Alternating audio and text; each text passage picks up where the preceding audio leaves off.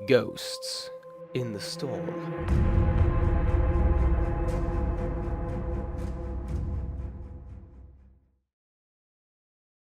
For many years now, I have traveled the length and breadth of Skyrim, writing of my experiences and my adventures.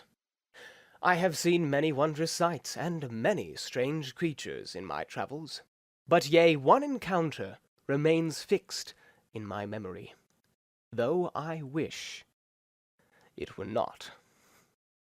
I had taken up traveling with one of the Khajiit trade caravans that crisscross Skyrim, peddling their wares outside the gates of the large cities.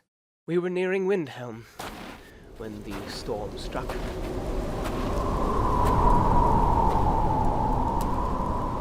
It was a violent and terrible gale, one of the very worst I've seen in all my long years. The winds howled like all the Daedra of oblivion, and the driving snow made us blind to the world. Grisard called a halt, and we staggered from the road, our hands held over our faces to ward off the stinging pellets of ice. We huddled together in the shelter of the copse of pines. There was no hope of raising our tents. The wind would tear them from our hands the moment we unpacked them. They struck at the height of the storm. There were perhaps half a dozen of the creatures. It was difficult to say, as the blowing snow and howling wind overwhelmed our sight and our hearing. They were roughly man-sized, but hunched over and ugly. For garments, they wore only rags and leathers.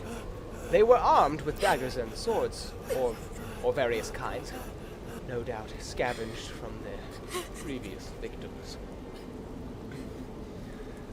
They had no noses to speak of, only long slits for nostrils.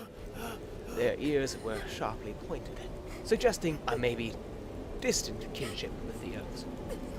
With their pallid skin and lifeless black eyes, they seemed like something out of a nightmare. Bisha saw them first, but too late to save herself. So loud was her death cry.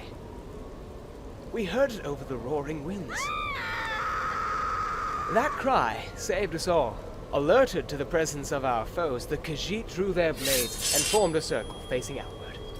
The white fiends were too few to surround us completely, and the Khajiit fended off each attack.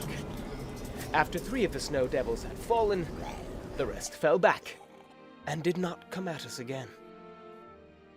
The storm abated, and we arrived in Windhelm the next morning. I have taken up a residence in Candlehearth Hall, and I find I am quite comfortable behind the towering stone walls of the city. Comfortable, at least, until I go to sleep, and visions of those awful creatures return to haunt my dreams.